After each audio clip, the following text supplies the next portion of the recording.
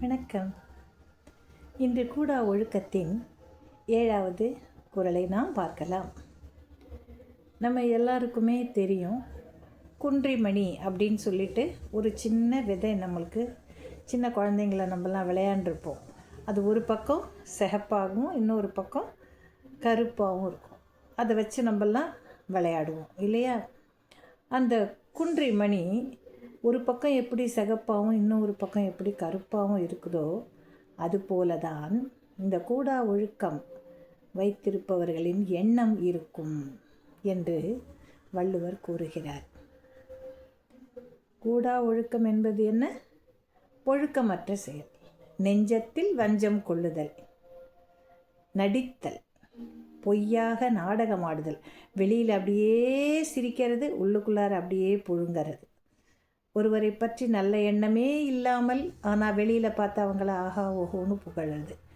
இதுதான் நெஞ்சில் வஞ்சகம் அப்படின்னு நம்ம சொல்கிறோம்.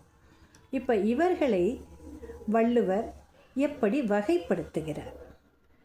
ஏற்கனவே நம்ம பார்த்துட்டோம் இல்லையா? அந்த கூடா ஒழுக்கம் இருக்கிறவங்க என்ன பண்ணுவாங்கன்னா, தவறான காரியங்களை செய்வார்கள், ஆனால் வெளியில் பார்த்தா அவங்க தான் செஞ்சாங்களான்னு நமக்கு தெரியாது. அப்படி ஒரு புறத்தோற்றத்தை காட்டுவார்கள். அவர்கள் கபடதாரிகள். உள்ளத்தில் கபடத்தை வைத்து வெளியில் வேஷத்தை காட்டி நம்மை ஏமாற்றுபவர்கள் அப்படின்னு இந்த கூடா ஒழுக்கத்தில் வள்ளுவ பெருந்தகை நமக்கு தெரியப்படுத்துகிறார்.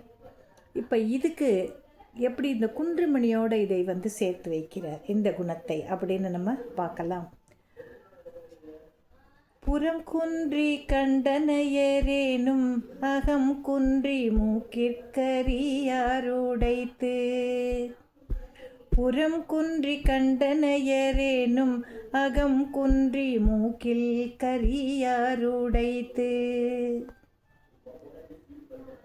வெளியில் பார்த்தோன்னா அந்த குன்றிமணியினுடைய ஒரு பகுதி மிக சிகப்பாக இருக்கும். அது ரொம்ப அழகாக இருக்கும் பார்க்கறதுக்கு. அதனால தான் நம்ம எல்லோரும் அது என்ன பண்ணுறது, கையில் எடுத்து அப்படியே 2 கையிலையும் எடுத்து விளையாடுவோம்.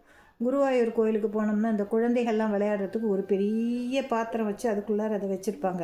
அதை அப்படியே அள்ளி விளையாடுறதுங்கிறது மிகப்பெரிய செல்வ வளத்தை கொடுக்கும்னு ஒரு ஐதீகம் அங்கே. அதனால் குழந்தைங்கள விட்டு அதை விளையாட சொல்லுவாங்க. அந்த மாதிரி வஞ்சக எண்ணம் கொண்டவர்கள் ஒரு புறத்தில் சிகப்பாக அப்படியே அழகாக அந்த வேற்றுமை, உள்ளுக்குள்ளே இருக்க வஞ்சத்தனமே தெரியாமல் அப்படி இருப்பாங்க. அழகாக அதை பார்த்த உடனே நம்மளுக்கு அது பளபளன்னு இருக்குல்ல, அந்த சிகப்பு அந்த மாதிரி. ஆனால் அகத்தில் எப்படி இருக்கும்? அந்த குன்றிமணியில் ஒரு பகுதி கருப்பாக இருக்குல்ல, மாதிரி மூக்கிற்கரியாருடைத்து. குன்றிமணியை போலவே உள்ளுக்குள்ளார மட்டும் அவன் வேஷதாரி இல்லை, அவன் சாயம் வெளுத்துடும். மூக்கில் கறி இருந்தால் தெரியுமா தெரியாதா? மூக்கில் கறி இருந்தால் தெரியும். அப்போது இவர்கள் அகத்திலும் தூய்மையற்றவர்கள். அந்த தூய்மையற்ற தன்மை குன்றிமணியைப் போல ஒரு பக்கம் அழகாக நம்மளை வஞ்சித்து ஏமாற்று வித்தைகளை காட்டி இருக்கக்கூடிய செயல்பாடுகளை செய்து கொண்டே மறுபக்கம் இருளடைந்த மனம், ஒழுக்கக்கேடான எண்ணங்களை கொண்டு இருப்பார்கள். அதைத்தான் மூக்கிற்கரியாருடைத்து அப்படின்னு வள்ளுவர் சொல்லுகிறார். இதற்கு எடுத்துக்காட்டாக குன்றிமணியையும் சொல்லுகிறார். இதுதான் இந்த குறளுக்கு பொருள். விளக்கமாக சொல்லணும்னா, நெஞ்சத்தில் வஞ்சம் கொண்டவர்கள், அழுக்குடையவர்கள். குன்றிமணி எப்படி 2 பக்கமும் இருக்கோ அதுபோல் ஒரு பக்கம் வஞ்சக எண்ணம், இன்னொரு பக்கம் வேஷம். இது 2ஐயும் காட்டி நம்மளை ஏமாற்றுவார்கள் என்று அழகாக கூறியிருக்கிறார்.